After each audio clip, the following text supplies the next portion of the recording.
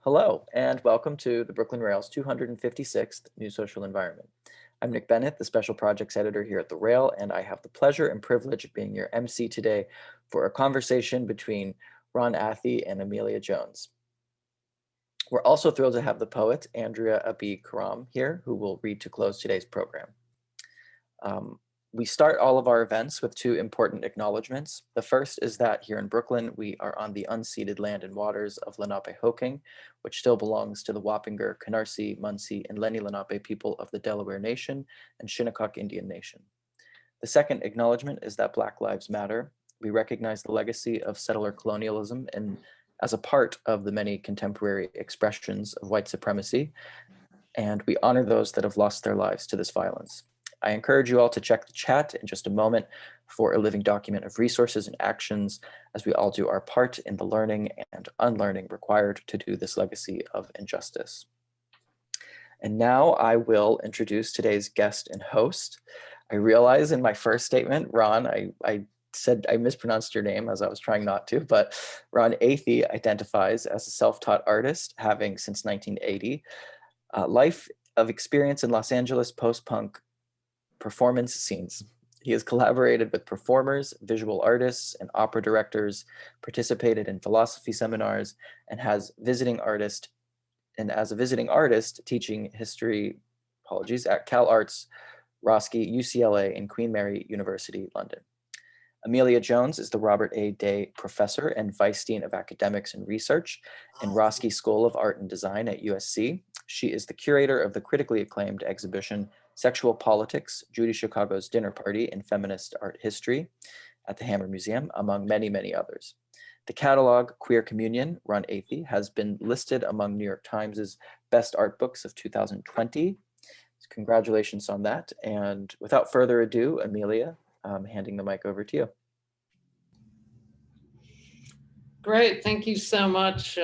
Really happy to be here. Very excited to talk with Ron a little bit more about the show. And we had a chat yesterday, and I think the most interesting thing Ron said to me was, what can you hope for from curating live art or performance? And we had a long discussion about, what that means, what objects end up in the show, how people experience those objects, of course, was a huge consideration that I had, but it's of course very abstract as you're trying to imagine what the show will be. So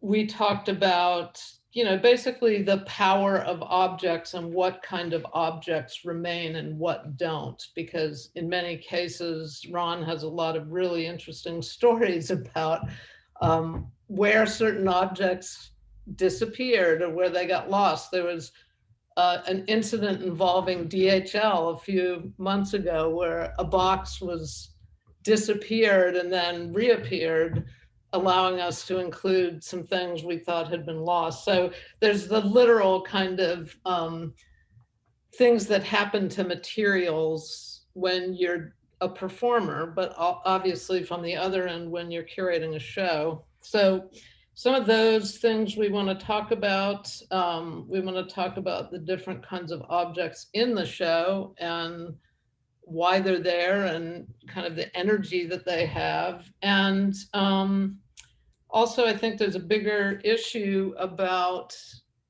the kind of life that Ron has had and has had to have in order to succeed, kind of at odds with the bigger powers of institutions. And Ron, you called it the punk DIY attitude, as opposed to waiting around for institutions to ratify you and let you know you're okay. So maybe we could open with that, actually, since it's kind of an overarching issue. Did you want to say more about, what it means to have this show, and does it feel like it's the right time and the right thing? And how does it relate to your relentless energy in making things happen? Yeah, first I want to say now I'm going to be 60 fucking years old this year. So no, I'm not waiting around for anything. I always say I'm in my last 10 years forever, but why am I going to wait for someone that, we give authority to people just because they sit in seats and sit and wait. And certainly the time I saw the habits of people in socialized art countries like England waiting for that Arts Council grant and just holding on a project. It's like, how can you wait? Anything could happen in the interim. You have to at least carve out the ideas. As far as gallery context, in 1996, Cliff Benjamin brought me into a solo show at Acme Gallery. And I made relics that weren't really from performance, such as the Mary Magdalene hair towel set that's in participant right now. And the overwhelming feedback was, well, if this is just ephemera from performances, why should I look at it in a gallery? It's like, well, actually, you didn't read between the lines that it actually isn't a real relic, but now it is. I think I quickly lost interest in that whole system of how you become a darling of a blue chip gallery and how you become marketable. I always found more energy in the live experience, but I'm also have a very even I'm Pentecostal, I have a Catholic mind, and the relics and the energy that they hold still thrills me more if there's a background of the piece actually being used, or in some cases being inside someone, as opposed to just created in my sculpture studio. So, Yeah. I like different spectrums, but I don't feel like I'm following anybody's guidebook, because somehow I've stumbled through a lot of decades of life and art making. So yeah, I'm going to be 60 this year too. I just want to claim the 1961. And I have worked with a lot of institutions, but one of the things that really drew me to your practice, Ron, was seeing you just like find ways to survive, and not just survive, but thrive. And the kind of absolute drive to make performances happen, even when you weren't waiting for your Arts Council grant. You were Well, one way or another going to make it happen. Maybe. clubs were very valuable for me as a place to workshop new work, but also to ask for fees that were enough to make costumes and props.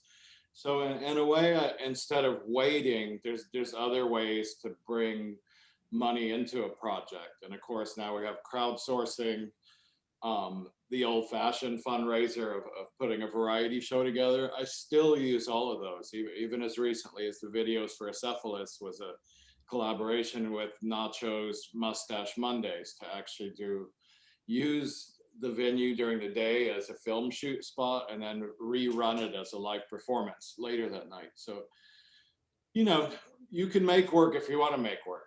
And of course, you may have a shabbier lifestyle for putting all your own money into art materials, but so be it. Well, you still have a lot of fun. I can attest to that. So is it worth just looking at images of the show and kind of going through the different sections and talking about it? Because the objects, as you're pointing out, like the Mary Magdalene hair towel is an object that you made specifically as a ritual object, the ritual of which never occurred, right? So there's really different energies to the different objects. Should I just turn that on and we'll take a look?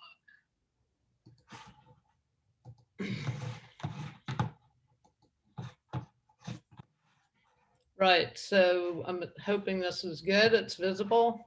Yeah. Yeah. The catalog, of course, which we could talk about that maybe after we talk about the show, because it is kind of a complement to, without directly illustrating the show. It's really meant as a kind of almost handbook. So it actually has different things in some cases from what's in the show. So you walk in and you have this wonderful view of Participant Inc. And you walk right into the first section, which is religion, family. What is, I mean, I want to start by asking actually, and I'll just skip to some close-ups. Like, what is it like for you to have these incredible costumes, which obviously were lived in and used as part of the Joyce performance, which became this 4 video monitor element. And then in combination with also seeing this kind of intimate materials from your apartment, your life, your house. What's that like for you? And how do the different objects resonate? And here is the Mary Magdalene foot washing set on the far left. It's sort of a sensorial clash with me, and I think we put things up one bit at a time, so I didn't understand how they're accumulating in me until all the soundtracks came on, and then I felt like I was melting in the middle of the room. And then the more time I spent in the gallery, it's just constantly Miss Velma talking shit, or the 20-minute orgasm, or percussive sounds from further back ones. But there's a place in the middle where you can hear it all, and it is overwhelming for me. And also, usually the way I work, I'm not an actionist. I don't do an action once and that's it. I really do a piece for about 3 years, trying different variations, evolving it, switching out scenes, in some cases picking up performers in different cities. So I live with a piece for a long time. So the soundtracks are so ingrained inside of my neuropsycho system. So to still hear, I hear the sort of bell onset of Solarena soundtrack, and I feel like I'm in a trance right away. So to hear them all simultaneously, it's not the same principle as you can only hear it in one spot at once. They actually become something else, which I appreciated after it driving me crazy. Yes, so the sound actually affected you more than seeing these objects in the vitrine, or? Yeah, because the objects are objectified in a way. They're not with the person in it or the action, even if they're supplemented with the video. They're kind of a totem in a way, but they don't affect me that deeply as a critical mass of all of them together, the same way the sound does. I'm really curious about Joyce because it's in some ways the most directly personal of all of your works, and yet of course it's not, because it's all, you rework all these kind of personal elements into something that's completely different. That to me was one of the most exciting moments as well of installing the show, because it's one of the few performances I did not see. And so having the miraculous Glenn Fogel, who worked with Ron to reconstitute some lost video and really make the piece sing, was just so exciting. Can you talk a little bit more about that piece in relation to your lived experience? Like, what is it? What's the relationship? Yeah, and I think there's a parallel between Joyce and Gifts of the Spirit, in that in Gifts of the Spirit, from when I was 18, I was writing Gifts of the Spirit, trying to understand how you could wake up without God but still speak in tongues. So I was trying to find a logic through this writing, which then became the automatic writing piece. And I think I found trying to understand it really didactically was very painful for me. And so creating a situation where I would take an unfinished memoir as a hypnosis prompt in order to have a collectively authored text appear in a performance format. So Gifts sort of gave it away. Yeah.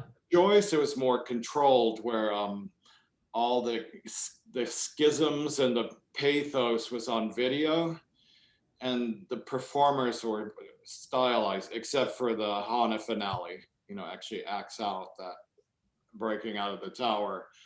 moment, but otherwise the actions are almost nonsense on top of the video screens, which is why I love this idea of making it a three screen video with the monitor with the overview on the floor. Yeah. So they do belong together, but I feel like the three screen never had its entire life, because for me, I guess for me, live presence always takes precedent over video, but other people, the gaze goes straight to the video if you mix the two in performance. It's kind of interesting how different people are attracted to different ones. Yeah, so for people who aren't familiar with the original performance, it includes the 3 video screen you see here on the bottom, and it's a built set with live performance going on above. So the way that this is arranged has the 3 videos and then the tiny kind of more clunky monitor on the floor shows what you would have seen as an overview in the space with the live performance. So that was a really great choice to put, as you said, Ron, the overview to take. It's not being presented as a video work, it's being presented as a document. And so using a different form of monitor kind of marked that out. Yeah. Was that successful for you?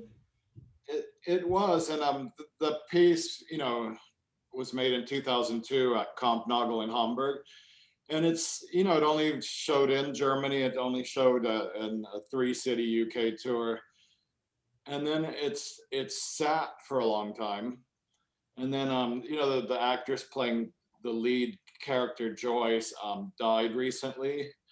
There's a lot of reasons why I hold that particular piece was kind of one of the successes of the show, and I was happy it was in boom right when you walk in. Yeah.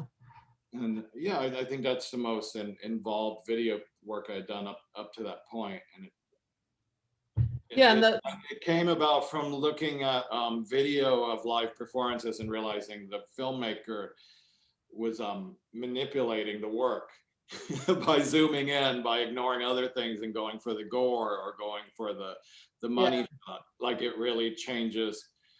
And it's very different than a big stage piece where you can look at 6 different people in different positions and turn away from something. Like, you can't turn away from the cameraman. And then ×3, certain scenes take 2 angles or 3 angles of the same action, so it's like drilled. It just opened up possibilities for me making that, and it was the attention span of what's actually on the video without all the live action showboating. It actually was also another challenge that I thought it lived up to, as well as restoring it. Yeah, and as you say, the sound is really amazing. So you're kind of like immersed in this very intense family psychodrama the minute you said step in the door. The sound is important because it's things that are hard to well, the sexual sounds are like ramped up so high, like that orgasm gets inside your neurology. And the same thing with the self-mutilation scene, which is also very poetic in a harsh way. Yeah.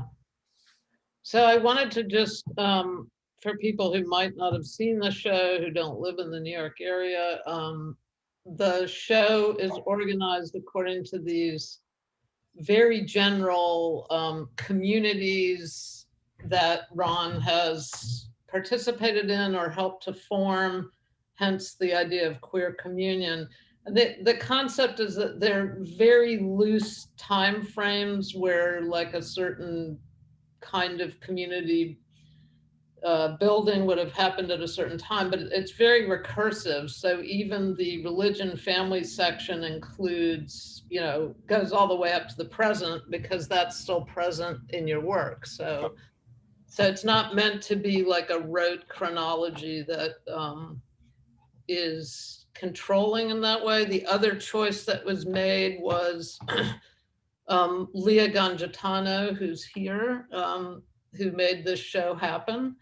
And I talked about text on the walls, and we agreed that having a lot of text, which you would need a lot of because there's a lot of information, would be really distracting. And because it's already the struggle of presenting performance in a way that still feels energized and alive, I think the text would have made it into another kind of show. It would have been didactic. And I think I think the beauty and like just raw force of your performances would have been obscured. So that I think I'm really happy with that choice, that we chose only to put the text from the, the kind of vaguely guiding the sections. So it's meant to be not coercive at all. It's quite high on the wall so that you can notice it or not. You can immerse yourself in detail if you want. There is an elaborate detailed checklist that's available because of COVID, mostly through a QR code. So that was like part of trying to maintain the energy of the work.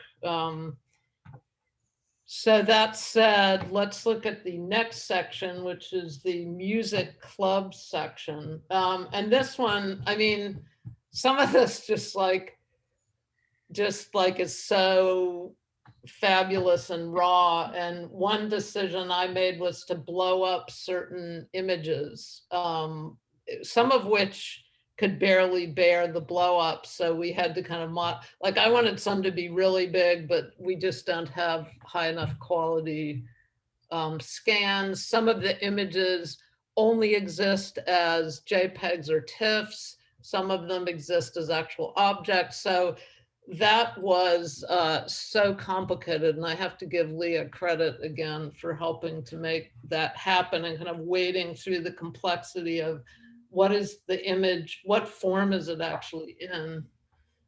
So here we have the fabulous Ron as what are you, 18 here? Yeah. With the cross and the dead cat, the infamous dead cat. So do you want to like bring these two photographs to life for us a little bit? Yeah, and also to give the context of doing a performance in 1980 or 81, no one had cameras then or video, like 3 people did, Yeah. So I'm kind of lucky how much how much of this material I have, largely because of doing 2 books and rounding up photos. A lot of these I didn't even have until I started doing shout outs for Pleading in the Blood with Dominic Johnson. And it was also a performance that happened in a strobe light.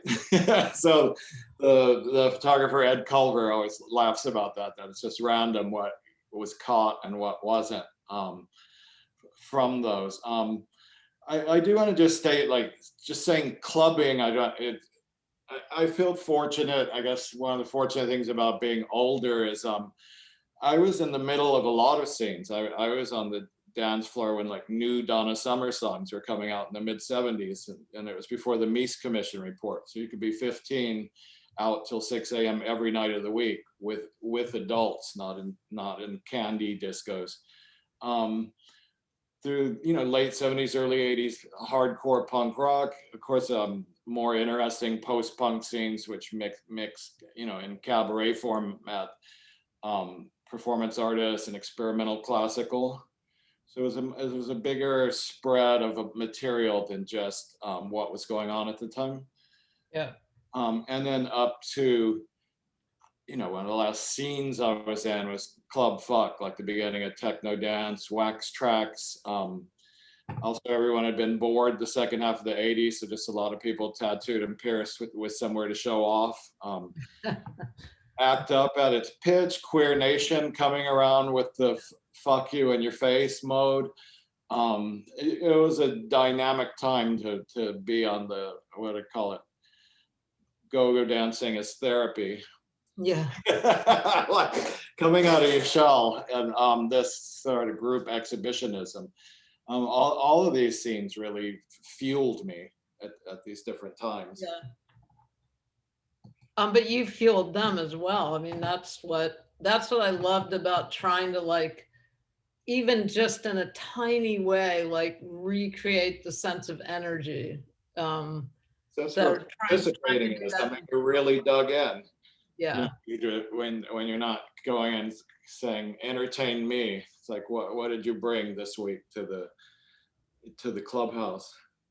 Yeah, and that Post-COVID will have some of that energy. I hope it's not just like, okay, this party isn't really that good.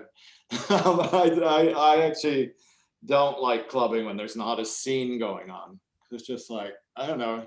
When you've also worked at clubs, it's not quite just as magic because good lights are on or something. well, so I hope that that energy is evoked. And I think I had certain obsessions like the leather codpiece and the boots that, had to be in there. I wanted to say too that some of the photographs are actually, I assiduously watch your social media posts, Ron. So I would like drag them off of social media. So, that's like a whole story that would be really interesting for someone to start writing about is the nature of archives and how we're losing, especially for more recent imagery. It's all virtual. It's not even photographs. So this archive is partly from all the stuff you had in your apartment, which is a lot of, hundreds of photographs, but also some photographs, even the historic ones, which were circulating on social media. And then the more recent photographs from around the beginning of the 2000s are all just virtual. Like most of them have never even been printed. So it's like on an intellectual level, I wanted to honor that. So you can mostly tell when you look at the object, like whether it's an actual flyer or a scan of a flyer, and that's indicated on the checklist. But again, it's not, you don't need to want to know that. It's only if you're kind of a curator nerd and you're interested in that level. How did that work for you? Like all these different ways of displaying these, like, because this is like a obviously lived experience for you. For me, I'm just kind of. No, of course I noticed that having saved most of my physical archive and then to watch it thinning out, like there's less and less paper, plastic, solid objects from less posters printed. I miss it. It's becoming thinner, and I find it, you can permanently lose digital files by not organizing them right. Whereas those boxes I just filled up in a detached garage for 30 years actually became a paper archive, became a costume and prop archive. Yeah. So yeah, I don't know. That's not very modern thinking, but it's just satisfying to like hold a glossy invite from 15 years ago. Yeah, it is. It's super Find one cool. in a digital file from last week. And some of them also have like your friends would send you a flyer with a handwritten message on it, Yeah. So Just like I still love reading a real book. I can't Yeah. do can't remember what they're called. The fuzzy screen. Yeah. That's the being born in 1961, Ron. Yeah, I have a solid old musty ass book fetish. Yeah. And you had some great books too. I wish we'd had room to show those. So you can see a little bit more closely like the different kinds of ways of displaying. So we had the vitrine, but everything being in vitrines would be really not interesting. So some of the things we framed, and of course, these are anything from snapshots to original sketches by Ron to flyers to, which is kind of crazy, but does that feel good to you in terms of the energy of that scene? Absolutely. I love club invites and flyers, and also we are always trying to push how much nudity could be on a flyer, and even a lot of those flyers were also quarter-page ads in the LA Weekly because both me and Badge worked there then. So our club GEMP, we put our monthly performance club GEMP. We would always have the combo of a flyer and a quarter-page ad. Yeah, so it's yeah, there's a texture to everything. So I tried to make sure that that texture was there, and that aesthetic experience of being in the show was as exciting as possible, while acknowledging it was never going to be as exciting as seeing you go dance Yeah. in the club. Yeah, so this is the vitrine with some really classic, and again, it's just so great that you had most of these images and flyers, and the Nomad presentation of you and Roz Williams. And so it's all kind of, yeah, just trying to regenerate that energy, but knowing that it's impossible. Then the next section is literature, tattoo, BDSM. I mean, this could have had a much longer title, because really it's everything that it's your self-education across these very deep fields of knowledge. And I was particularly attached to the Trojan whore, which is everyone you can see on the left side here. So could you talk a little bit about that character and where she came from and how she circulates within the various performances? This is the vitrine as well. Yeah, a lot of pieces start out as a memoriam for me, and when Lee Bowery died, for the memorial in, I think it was 95, or maybe, I think he died in December, so yeah, 95. At Matthew Marks Gallery, I created the Trojan whore, and then also at the Love Balls in Amsterdam the next year. So those are kind of the three memorials that Nicola Bateman and crew, different people from Menti, asked me to participate in. And then it kind of kept living on in a piece I made in '96 with the late Lawrence Steger. That was the start of the Incorruptible Flesh cycle. That became the opening scene of there. So, right. So this is like a mind-blowing part of your work, is that, and I completely just gave up on trying to have any sense of taxonomy, which fortunately Dominic Johnson is much better at, and he did it in Pleading in the Blood, so I didn't need to. But the way that you have this like thought, and then a character or a vignette, and then it appears in different pieces, and often it gets so transformed it almost becomes another vignette. Can you talk about that process? Because that's such an interesting part of, you know, and the experience is just integrated. I mean, the other one is the way I use Kinky Nurses, which was the Sunday after David Warnerovich died. I don't know, when I process, I guess in a way that was like both trauma and loss. And also at that time, Cynthia Carr was living in Los Angeles for a spell. And so I felt closer to that, David's illness and death, and that it was somebody I had actually never connected with, but wanted to. Like, that's a hard thing for me to reach out to other artists, especially when I was younger, like how you could say it. But yeah, that was somebody who gave me a lot of hope, you know, both when he was alive and still. I still go back and read things and I feel like rattled that anyone could be that tapped into expression, both writing, speaking, and artistically. yeah. So I guess I don't know, say it's like a neuro lineage, how they run through me, and then I would make the thing so it has to keep living. It's not just a memorial. It was just the fracture where it started.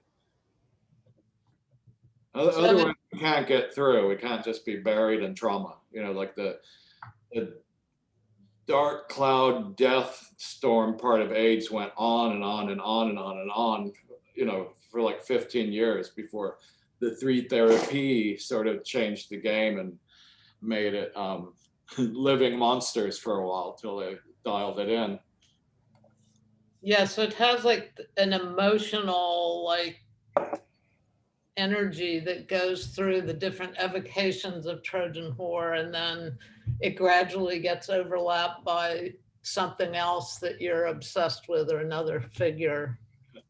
I do work in, I serialize things too, because I make, Yeah, it's a lot, it gives me a logic yeah. to go to the next one. So is this like talking about energizing objects or trying to convey a sense of the energy? Like, is something like this display of the rubber sex doll mouth that was used in some of the Trojan Horror, like, does that work for you? Is it? It does, and it's also comical. Yeah, I like the combo that I can almost taste it in my mouth, like, you know, because the prep for that would be 2 hours, where my, you know, that was taped to a lips pierced inside out mouth, not just against my mouth, but right. even like when I get my head cuts, I can breathe through one straw for 2 or 3 hours without panicking. So I'm also built a little different with that. I don't have like claustrophobic memories. It's that more, what are you once your eyesight goes, but you're in all this gear. Yeah. So I have a phantom memory of what I am as the Trojan Horror, Yeah, and that so, reveal. So it's like the lady inside of the lady inside of the lady, including the string of pearls comes from that too. So I'm like keistered, cinched, yeah. pierced inside out. It's like a lot of body bending. So it's like it's the intensity of like what you're actually experiencing going through these various bindings, and then that, you know, And yeah, in the performance, how that gets expressed to the audience, and how you got, because you feel anxiety when you're in the audience seeing Ron, you know, being cut or tied, or, I mean, and most then of it bringing that on into a a wrap. show. I also have a thing with speed, what speed things are done. So that was almost done at skateboard speed. Like I was on a float ramp being moved through the space quite rapidly, Right. as opposed to slow-mo magic wand sort of da-da-da-da speed. Like I like the pickup, which is maybe also something that I notice in certain Kenneth Anger films, like Lucifer Rising. The ritual circle is done like 3 times faster than normal, like the Yeah. walking. But I love that, takes the preciousness away from it. So that's the sad part about a show, is the temporality of the performance. Even when you're watching it on a video that has the entire performance, it's not the same as being in the space and like experiencing the temporality of a performance. Especially, a lot of your work is in spaces where people can move around, which is very dramatically different from watching one of your performances on a proscenium, because I saw Judas Cradle both in a crowd and then on a proscenium. And the temporality is so different, because if you're able to walk around, then you're part of the temporality. If you're just watching it, then you're obviously passive, and you're, you know, there's temporality, but it's not a kind of dimensional experience. I And still like both. I mean, I've yeah, done anti-staging where the stage is the very center of the room. But also I'm a black box queen. Like I like the preciousness of not having one speck of light, not even an emergency exit sign. yeah. So you could control that. I would, and yeah, I would like to actually. I feel like not enough people are still good at lighting design. So that's kind of the next thing I'm working on, is to take over control of lights. I have been happy with the result of performance for camera. Like there's a Cyril Kuhn version of Solar Anus that was filmed on like 4 16mm cameras. There's also the performance we did on February 16th to activate the show, Yeah. where multiple cameras were used, and then Glenn kind of live VJ'd it. So you were coming in closer and then pulling back and then coming in from an angle. That keeps that flat video desexing of a performance. Like, it's always hard to watch a flat one angle Yeah. 90s VHS tape is something that felt like out there. Photographs are a little bit different to me. They become a different kind of work, and they capture an imagined moment within the performance, which isn't necessarily true. And it can have Yeah. a perfection that the work itself doesn't have. It takes the realness away from the clunkiness, the speeding up and slowing down, the sort of catching your breath, that catching your throat, even, that, you know, you just cannot have that in a photograph, which is its strength and also what it's lacking. It's just a stand-in. Just Yeah. like, Like this wall in the next section, really, the idea was to evoke that with the Solar Anus photographs are just these stunningly beautiful against the wall. And then the stunningly beautiful video of Acephalous Monster, which is very new and very professional. But, and then I wanted to go back with what you were saying about 1990s video. You know, everyone who watches performance knows that the kind of documentation, as Ron was saying, like nobody even had a camera, you know, or rarely in the 80s. And then by the 90s, people might, you know, you might have one person in the middle here is the 4 scenes from A Harsh Life video from the infamous Walker, very partially sponsored version at Patrick's Cabaret in 1994, which raised the ire of Jesse Helms. And the video is like so amateurish and limited because it wasn't professionally done. So that's also something I wanted, you know, I wanted people to feel as they were navigating the show, like the difference between a video that's deliberately filmed by professionals and made into almost its own form of artwork versus just a handheld kind of happens to be there kind of VHS tape as here. So, and what we did was we put a tiny, tiny monitor of little Jesse. We wanted to diminish him as much as possible across from the monitor of the 4 scenes, which Jesse never saw. So we figured we'd make him watch it the entire time the show was up. You know, as a way of making a point about like how unimportant in a way this far right demonization is, but on the other hand, it shaped the dialogue around your work for a very long time. So it has to be part of the show. So the vitrine has a lot of clippings of press, including this hilarious cartoon. It's from the New Times, right? yeah. Of, you know, someone making Newt Gingrich, Jesse Helms kind of figure becomes the divinity fudge from the piece. I mean, how did that feel? Can I talk about that video, the Jesse Helms, because why it's important to me, besides the moment, is it points out that that they have their own like theatricality of deceit.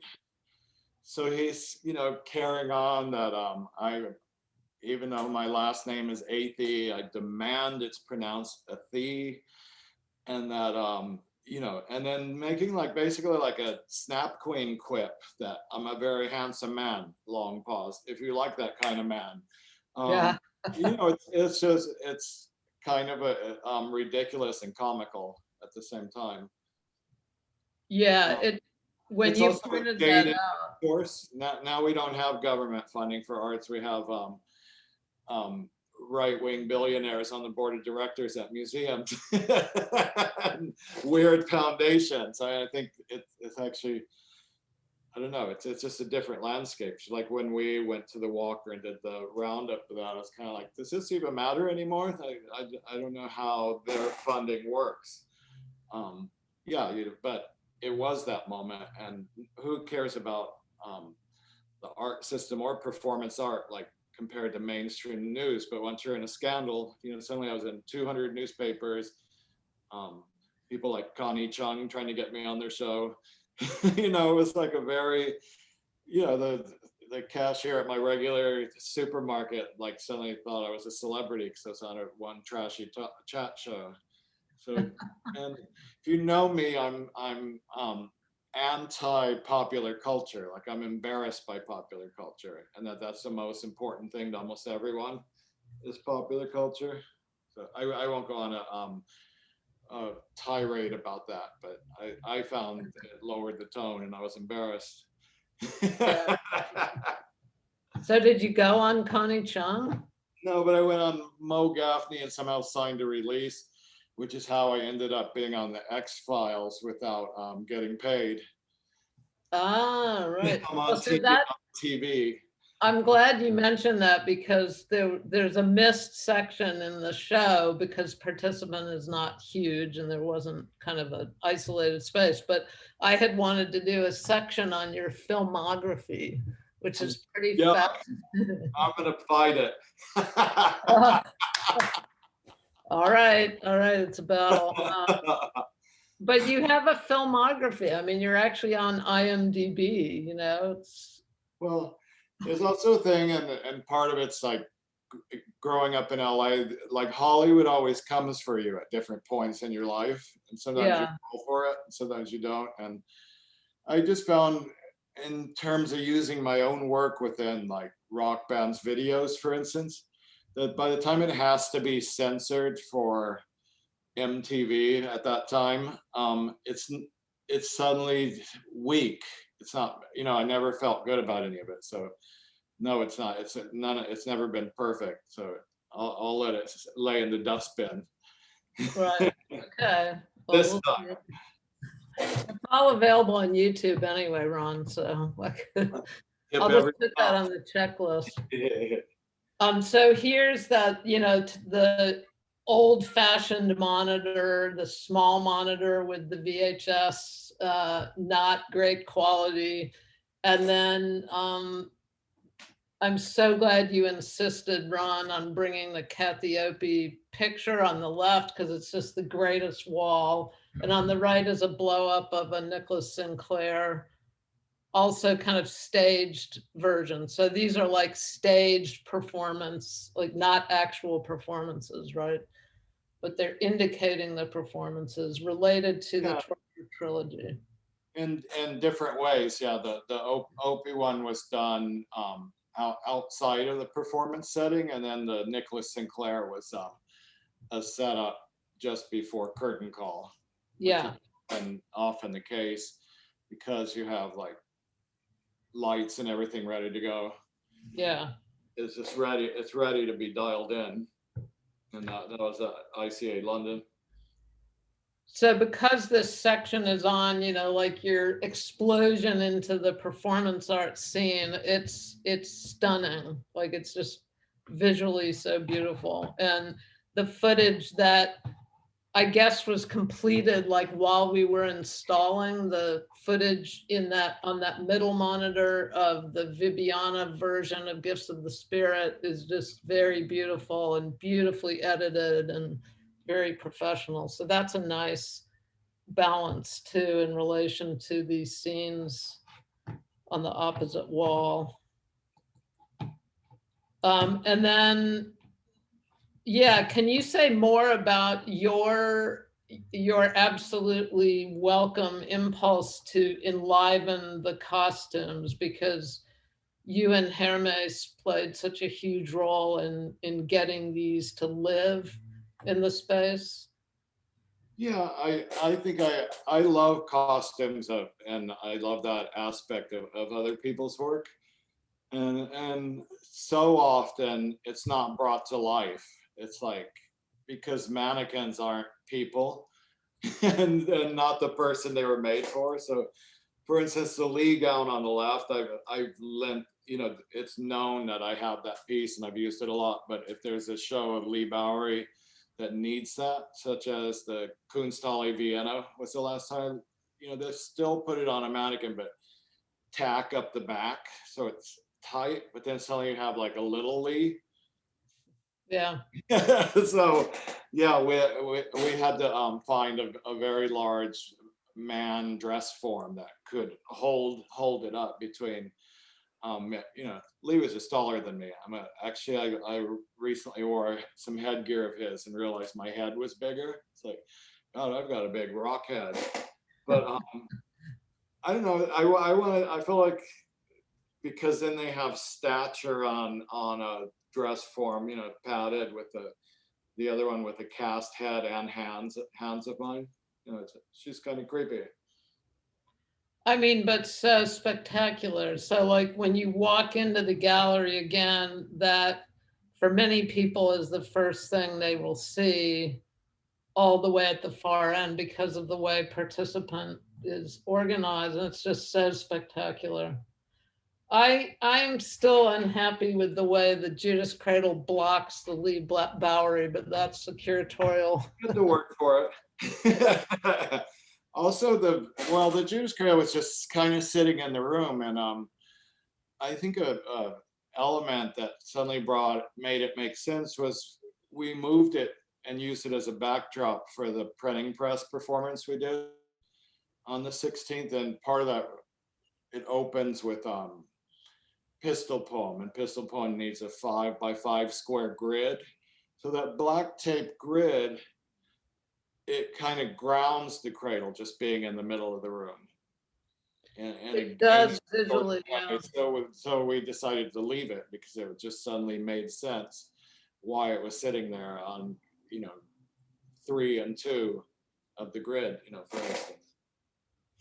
Yeah, it does visually, but we've had discussions because from my point of view, it's like it's in the wrong place because it's the other piece. So those are always negotiations, but it looks spectacular. And so speaking of the Pistol Poem, you go around that back wall to the new work in the community, and you've got this just beautiful kind of moody setup for Acephalous Monster, which is where the Pistol Poem appears in full.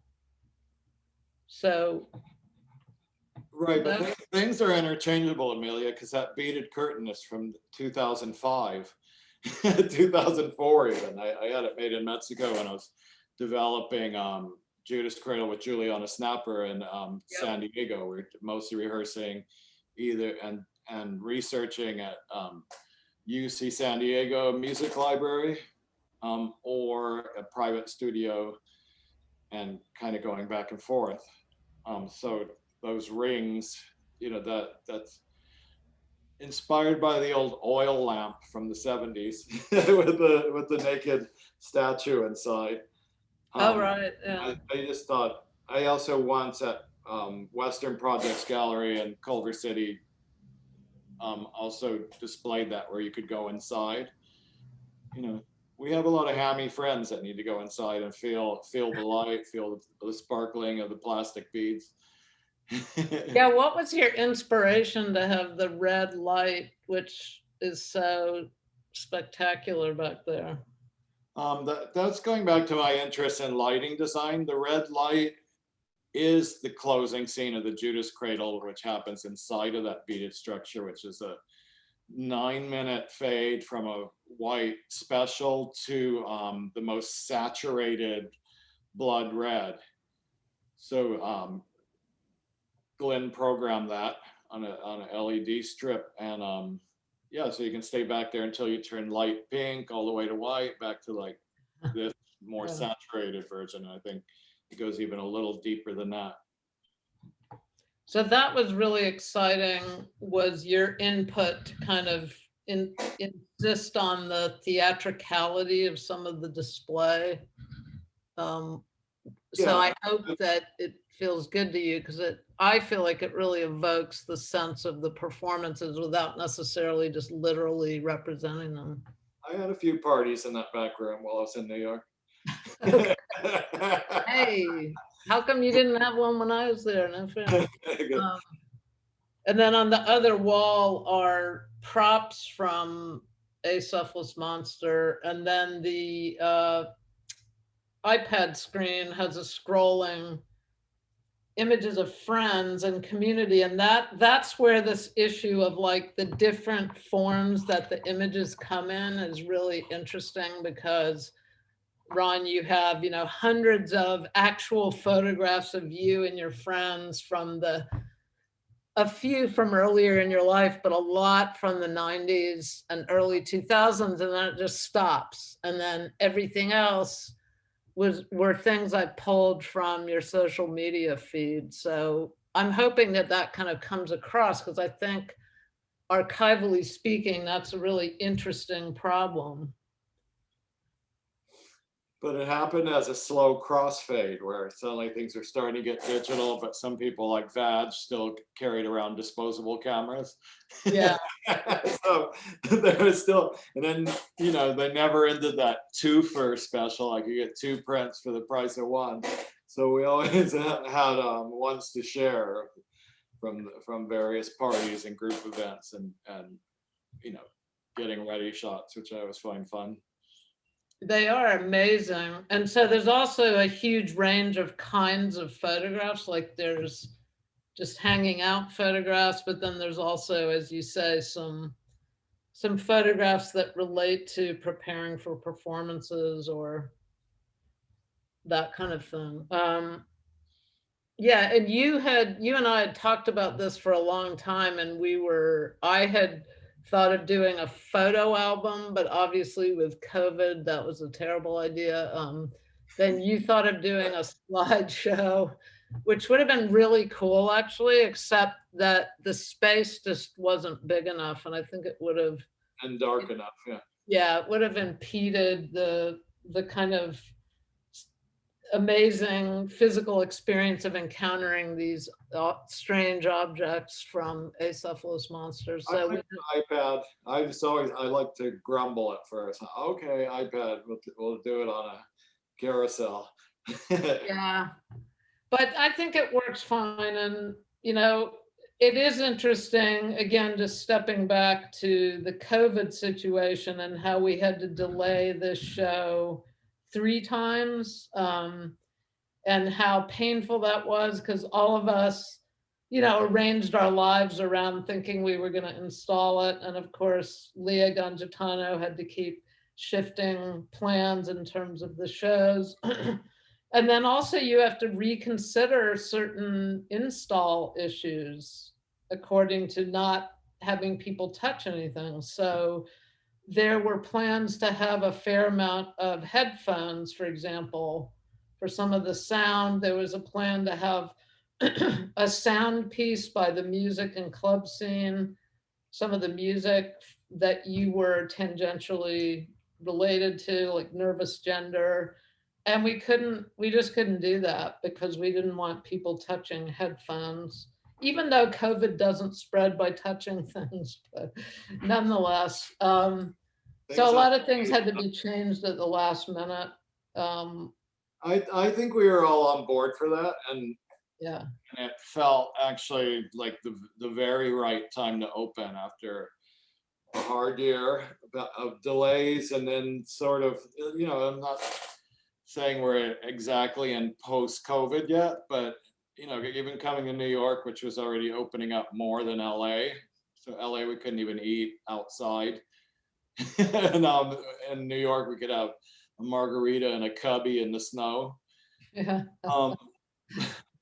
But also the experience of, instead of having a hoop-de-doo opening where you get like 15 seconds with everyone you love and then it's over, like to have more like an 11-hour opening and have space to talk to everyone, not be able to hide, and just have that be like quality for that many hours was a good thing. Speaking of which, I just wanted to show the queer community at the opening. Only friends who dress up. That's always It's hilarious. an honor and a treasure. Gembra and Christine went all in. That was sweet. Yeah. Yeah, so it's weird to have a show about queer community when you're not allowed to have community because you might make each other sick, especially given the history of queer community. Well, 8 people is a community. We roll through communities in there. It's good. Yeah, we did our best, and it worked really well. And I agree that I think emotionally, I know for me personally, it was a huge upper just doing that show and like realizing you can still do things, you can still install art and think about art and have people see it if you're careful. That was a really exciting thing. It was exciting, and also, I don't want to announce what do you say, things that aren't solid yet, but the show will have a longer life in other places and be different sizes in different places. And I do feel like this was very special to open with Leah, having a history with Leah and participant, and New York City. I think at this time in history, it's like those are the times I feel like I thrive in a way. Like it's been stupid to be locked down and have a contagion. It's also been a time of deep thinking, of self-reflection, also like deciding what you're going to get caught up in and what you're not going to. I feel like it was a dynamic time actually to look back at a body of work and my work, and have to deal with talking to people about it on deeper levels as well, like having that space to have longer conversations about the work instead of it can feel like a blur. I always feel like the three most important events in your life happen like in consecutive days, and you pop out the other side and think, what just happened? Yeah. This I could actually absorb it. Yeah, because we have a little more of that kind of time. So that's really great. So I think it might be a good time for Q&A. I just wanted to mention again the book that can be ordered through Intellect Press, which is an amazing press, but the book has a whole section of Ron's writings, some of which have never been published before. And the show will be opening in LA at the ICA LA. We're very excited, opening in June. And Ron is doing another performance of Acephalous Monster at Red Cat sometime, I hope during the run of the show. So It will be with live orchestration from oh, Povera. So it's a deluxe kind of goodbye to Acephalous, really, the last round of those performances. great. Nick, were you gonna moderate the Q&A? Yes, but I first want to thank you both so much for this conversation, and this has been incredible, and an extended thanks to Leah and everything she's done to make this happen. So we do have a couple of questions. First, I'm going to pass the mic over to Caroline Jones. Caroline, I think you can turn on your mic now. Okay, I didn't realize I got to go live. I'm really excited to hear this discussion. It's so enriching, and I'm just wondering if Ron can and Amelia can talk about how you think about the works that I've seen, the performance works in which Ron is the performer, the only body on stage, versus those that involve other bodies. And you mentioned the actress that was so important to you, who was featured in one of the early works that you were discussing around Joyce. So I just thought that was very interesting, for someone like me who's not that well versed in your performance theory, how you thought about those two very different situations. I especially in the 90s era, like I think people love to make theater a dirty word, and a lot of my earlier works had 25 people in them. Like the more the merrier. I have one side of me that has a big vision like that, and I think Gifts of the Spirit Opera had something like 40 people in it.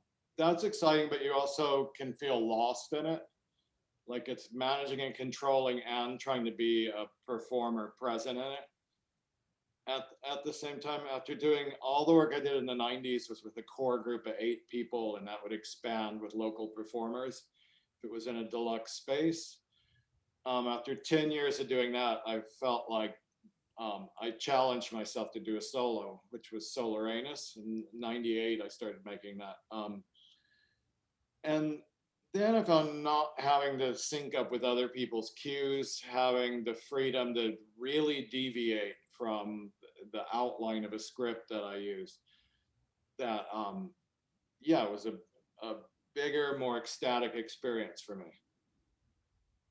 And a few duets, like I have a chemistry with Juliana Snapper, who I made the Judas Cradle with, where even though it's an opera, I could, either one of us could deviate from the script and like walk off stage and start screaming in the audience, and the other one would be snickering on the side, like completely in it. So also being able to nurture those kind of relationships with other performers, where you can really be in the moment, and that they are very different.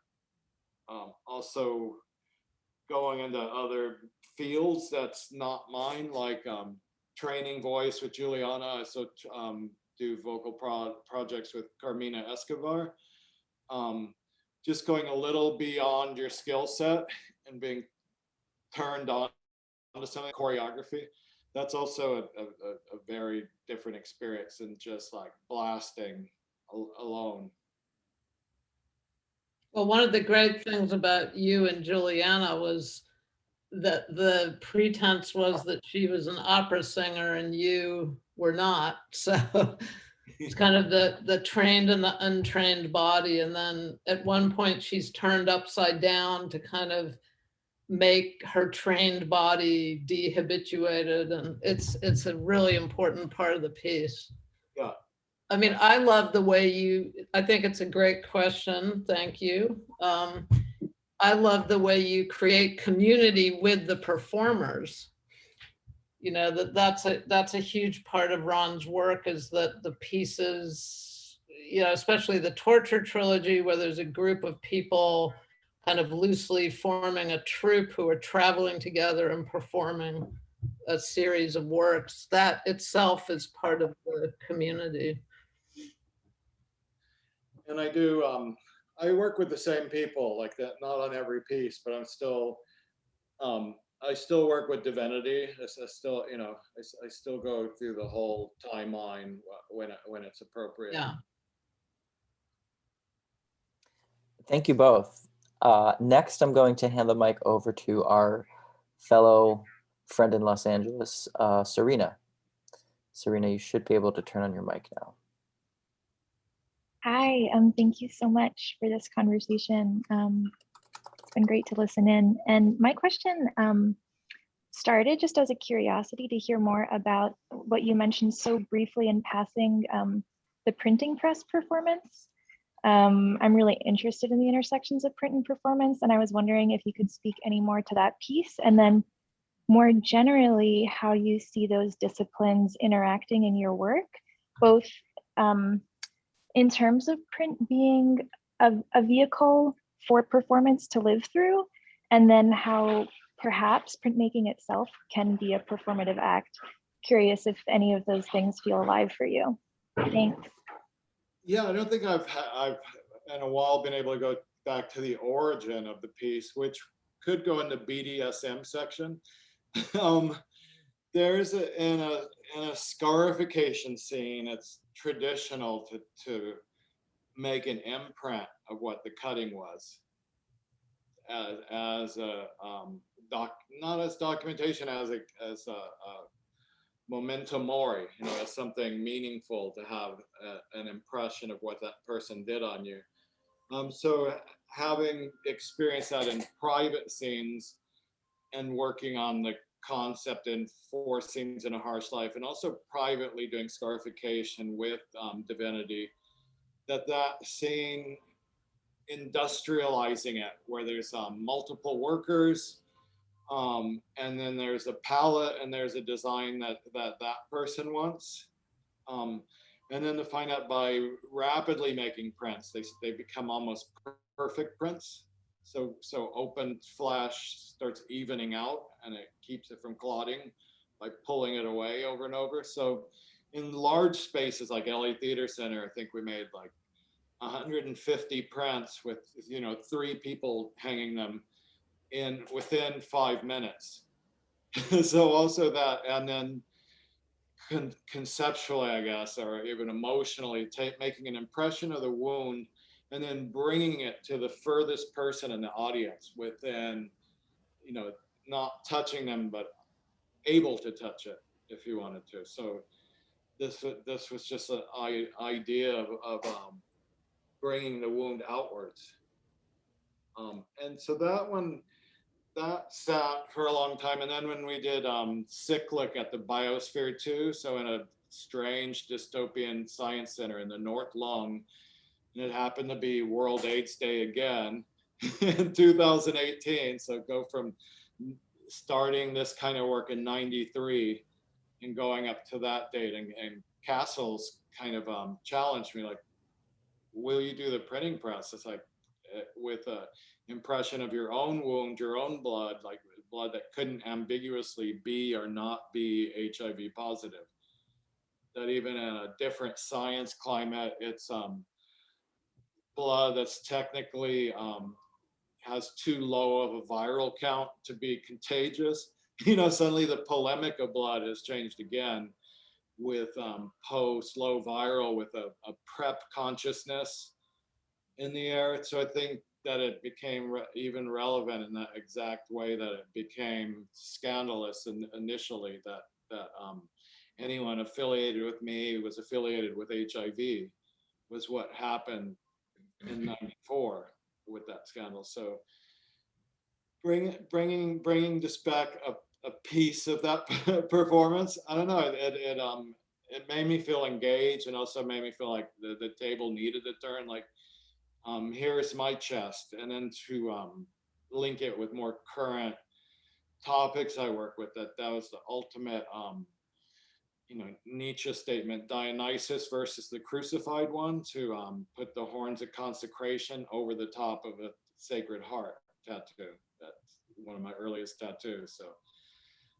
I layer those I layer those symbols, a little heavy maybe, but heavy-handed. But just for me, I always need a logic when I go into the boundaries. I have to find, like, and self-obliteration, that's self-fisting in my own blood. I read and read and read and didn't ever quite get the logic behind it, but I tried. Like No Future, different books that are dark philosophy, I guess you could say. So this image is the redoing of the human printing press. You can have an inside view, but I was out on the street with this extraordinary projection of the piece from this multi-camera. And I just want to say on this that after a year of Zoom talks, Zoom readings, Zoom dance pieces, then I was like, I don't want to do anything for camera. But then the idea of how many layers this was, that, you can see Glenn mixing in the middle one. It's like, there was 10 people inside, there was 20 people out on the snowbank watching this this new trick of rear projection on glass, and then a couple hundred people online. So it actually like vibrated through space, audience, witness in a way. And we also did a kind of sappy and tension ceremony before with everyone involved, that we were doing it for each other. So that this, I'm just someone who's never gotten a boner for a camera in an empty room like this. The worst is when you have to do a talk on your phone and you're in a hallway and, hi, I'm going to talk for an hour at nothing. My voice is echoing in my own house. It's tech isn't that sexy, but somehow layers and layers like this, and switching angles, I found it as thrilling as a almost non-event could be. Thank you. I hope we can maybe squeeze in just one more question. So I want to thank also everyone that has sent in questions, and apologies we can't get to them all today, but I'm going to pass the mic over to my colleague, John. John, you can take the mic. Hey, I wanted to say thank you for coming online with us today, and I've really enjoyed hearing about your enthusiasm for nightlife, music, and especially dancing, which I've sorely missed during the pandemic. I wanted to know, can you talk a little bit more about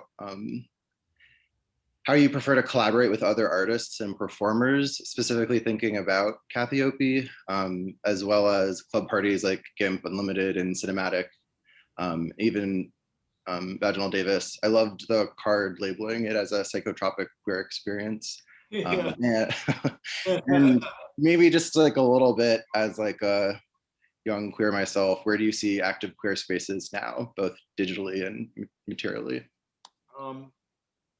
First about, there's so many different types of collaborations, whether if I'm in over my head learning something in a collaboration, that's very different than being two like fully formed hard-headed artists that decide to collaborate, or cross-genre collaborating, or collaborating with people you're mentoring. You know, all of those have totally different things. And what I didn't talk about is a happening, which in a way, Cyclic at the Biosphere was 3 people and we brought in local, so it started getting this happening feel. Me and Vaj have curated things that are more like happenings where people do things. And I did something in Naples in Italy where I had 7 people doing their own work, but I, let's say, directed it, orchestrated into one piece. And this feels like an amazing, looking at events as a post-COVID thing of, instead of like having to have my big solo show of me, is how to put artists together that you have a dialogue with, or you want to see how this work comes together. I would love to see more meaningful and even riskier combinations of people together. And instead of this formula, you know, it's like when you go to a small gallery to a solo show, there's only like 4 things you wanted to see, and then there's nothing else. I feel like we can raise the energy on that. I definitely don't want to hear anybody being cynical after this, like, whatever, make it then, do it. I feel like maybe with all these emptied storefronts that there can be some pop-up energy too that's not beholden to a lot of institutional rules. That's what makes a scene. Rules drown a scene, but somewhere where there can be a moment of freedom to just push it a little. The legalities, the fire codes, whatever. Whoops, I'm going too far. I just want to feel that energy, like you're somewhere where it's happening, and those things have to be curated, have to be produced. Just 20 amazing people don't just usually stumble in the same room and start jamming. It really is a sort of invisible type of curation, which it's a high, and I feel like we need it. Thank you so much, Ron. Amelia, did you have anything else to add? Because I think we're about ready to go to our poem. No, just I All can't good? wait to hear Andrew's poem, and thank you to Ron always, and another thanks to Leah and to Glenn Fogel and all the crew there. Amazing people. Amazing. Thank you so much. We have a tradition here at the Rail of ending our community events with a poetry reading. So I am thrilled to welcome our poet laureate of the day, Andrea Abi-Karam, to the stage. Andrea is a trans Arab American punk poet, performer, cyborg, writing on the art of killing bros, the intricacies of cyborg bodies, trauma, and delayed healing. Among many other things, I'll put some more info in the chat. With Kay Gabriel, they co-edited We Want It All, an anthology of radical trans poetics from Nightboat Books in 2020, which is amazing and I encourage everyone to get. And they are a Leo currently obsessed with queer, terror, and convertibles. So without further ado, handing the mic over to you, Andrea. Thank you so much. It's a great pleasure to be sharing the same cyber stage as Ron and Amelia today. And thanks everyone at the Rail. I'm gonna read from my first book, Extra Transmission, which came out in 2019, and it's a poetic critique of the US military's role and the War on Terror. And the reason why I wanted to read this piece today is because I've performed it a lot of times using body modification, and I'm a big fan of Ron's work. And so when I perform this piece live, often in collaboration with another performer, I do live skin stapling with a medical stapler, which is a ton of fun. So I wanted to share that with you all today. Here we go.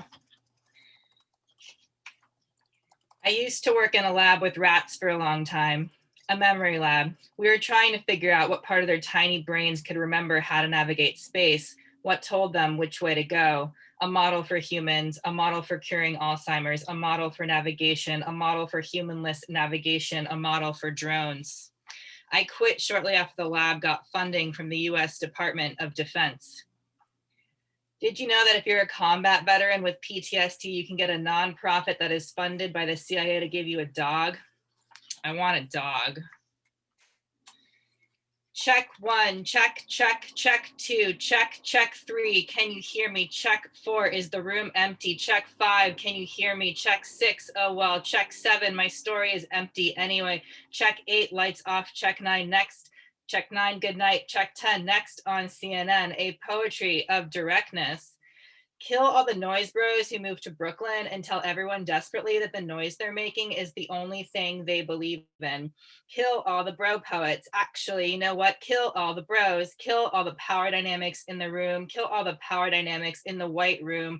Kill all the power dynamics in all the rooms. Pull them down by their greasy cables. Get your hands dirty. Kill all the hierarchies of power of who is publishing who and who is fucking who and who they fucked before they got published. Publish who they fucked or don't. Kill the nonprofit board of poets who scheduled the endless summer reading during Dyke March this Saturday, and kill the sociality that makes queers feel excluded and that makes the orgy dangerous for our body and that makes you to select who to make eye contact with and who to ignore on alternating nights. And kill the system that was designed to alienate everyone from each other and that caused this desperate sociality to emerge. And kill the system of gendered power that makes it so hard to inhabit every moment in my own skin, to know how to detect each buzz, like counting the number of trains that pass at night. And kill the language of avoidance that made it so hard for me to write this. Check 11. Is anybody out there? On the surface of the signature injury, on the surface. Circle one option below: mild, moderate, severe.